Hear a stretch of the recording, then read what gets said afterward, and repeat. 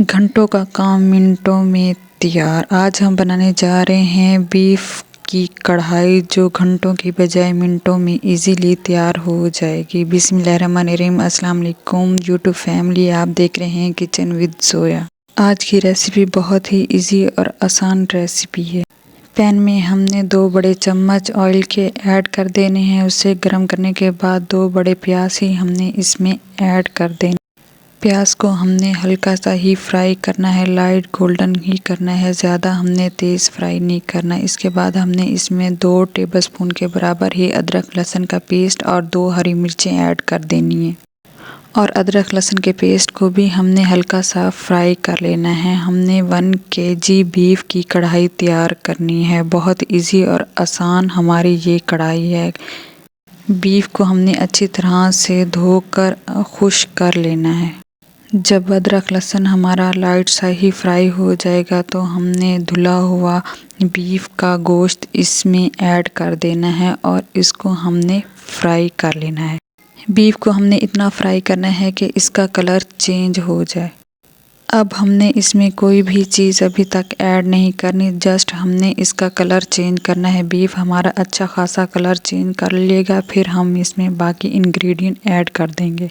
इसी मेथड को फॉलो करते हुए आप कुकर में भी इसको बना सकते हैं। बहुत ही इजी और आसान और झटपट से तैयार होने वाला हमारा ये बीफ का मज़ेदार सी बीफ की कढ़ाई आपके सामने रेडी हो जाएगी। और हमने आंच को मीडियम ही रखना है, ज़्यादा हाई आंच पे हमने इसको कुक नहीं करनी। हमने जस्ट इसका पानी ही ड्राई कर लेना है। इसके बाद हमने 2 बड़े टमाटर लिए हैं और इसको हमने इसमें ऐड कर देना है और इनको भी हमने अच्छी तरह से मिक्स कर लेना है।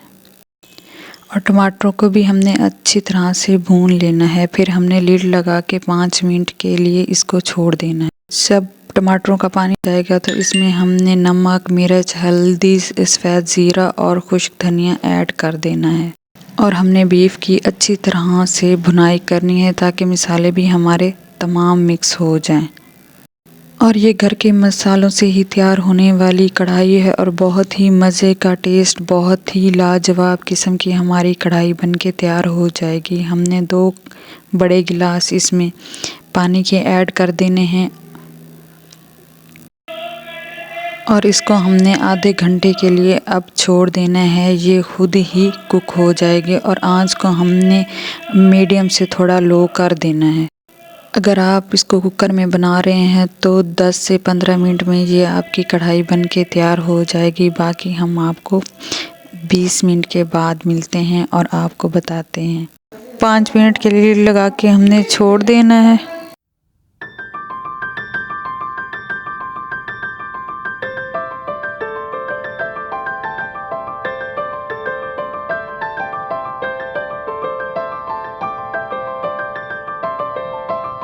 अब देखें हमारा गोश्त अच्छी तरह से गल चुका है, बहुत अच्छी तरह से टेंडर हो चुका है।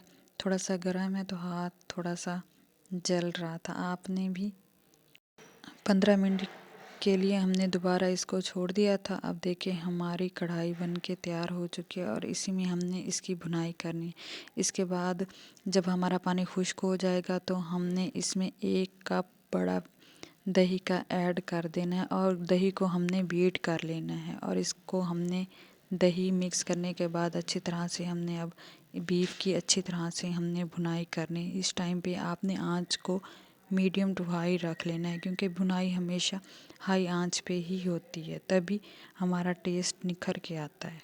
जब दही का पानी खुश्क हो गया तो इसमें हमने 1 पैकेट ही कौरमे का ऐड कर दिया। आप कोई भी ऐड कर सकते हैं।